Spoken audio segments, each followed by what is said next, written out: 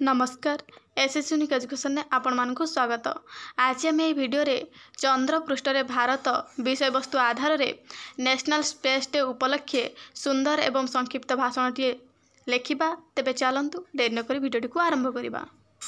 सम्माननीय आजिकार आयोजित सभार सभापति महोदय, ज्ञान गुण रे गरियान तथा नीति आदर्श रे गढ़ा मोर पूज्य गुरुजी और गुरुमावृंद, उपस्थित विचारक मंडली एवं मोर सान बड़ भाई और भौणी माने, आज हेउची अगस्ट मास 23 तारिख अर्थात नेशनल स्पेस डे।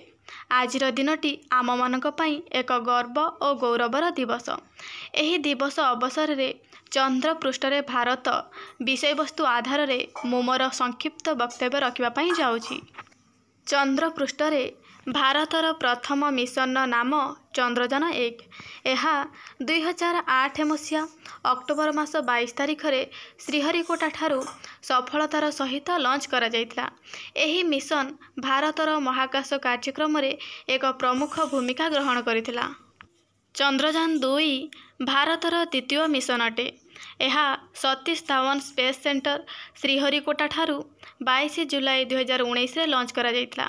यह परे आरंभ हुए भारतर तृतीय चंद्र अभियान, जार नाम हेउची चंद्रयान-3। यह 14 जुलाई 2023 रे सतीश धवन स्पेस सेंटर रु लॉन्च होइतिला।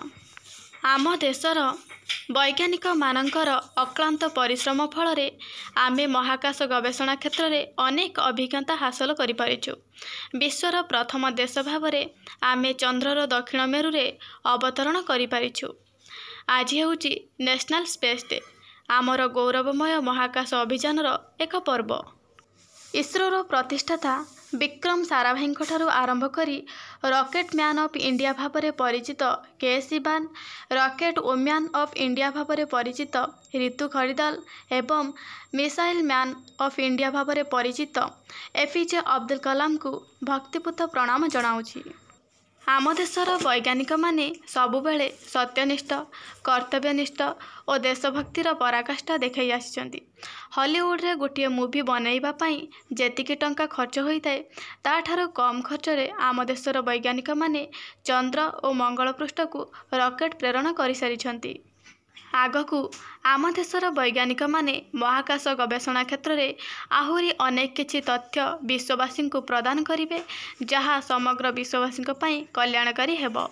चंद्र पृष्ठ रे भारत आज रही विषय वस्तु उपरे मु मोर संक्षिप्त वक्तव्य रखी खुशी अनुभव करुछि। जय हिंद, जय भारत। आशा करछि एई वीडियोटी आपण मानकु भल लागिथिबो। तेबे वीडियोटी गोटे लाइक करदेबे, चैनल नुआ चैनल को सब्सक्राइब करदेबे। धन्यवाद।